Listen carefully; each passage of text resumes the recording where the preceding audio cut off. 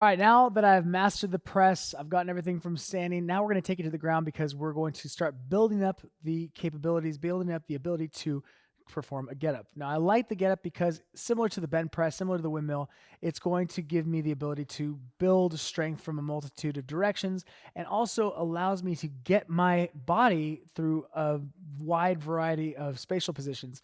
So now, while I'm doing this, I'm going to have to be very aware of where my shoulder, where my arm is in relation to my body with that weight overhead. That's going to build very strong, resilient shoulders. And again, a little and much less wear and tear than just mindlessly pressing, pressing, pressing, pressing.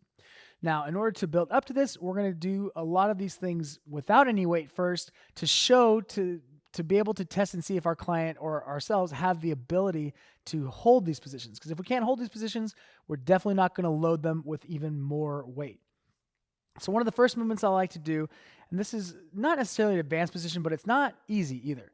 It's a tripod press. And so from right here, we'll start off with both hands back behind. We're just gonna get into a tabletop. So with this tabletop position, we're just lifting up the hips, driving the hips, lifting up as high as we can. So we're testing to see our range of motion in our shoulder because this does put a lot of strain on that anterior delt and up in through the pec. So we wanna make sure that we have that ability. So ideally, you wanna have your hands facing directly behind you, and then you can kind of play around with that position to see what feels comfortable for you until they're completely in front of you. So you can play around with all these positions and see how this feels. But what I want you to do is just practice this and see also the connection of your hand to the ground. So you're rooting the same way that we were doing with our feet.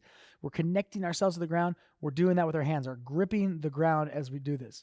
So now that we have both hands, we can see what our range of motion is. We can see how our shoulder stability is. We're going to take one of those legs of the table off, and we're only going to be putting the pressure on one of the arms and both feet. So in this case now, notice what we don't want to happen first and foremost is we don't want this shoulder to sink in. We want to stay strong through this connection. Okay, so the same way that we had that lat packed throughout all the range of motion, we had the same thing here. We're driving that shoulder into position and dropping the shoulder, elevating the chest as much as we can. So feet are going to be planted, arm is going to be in line with the body.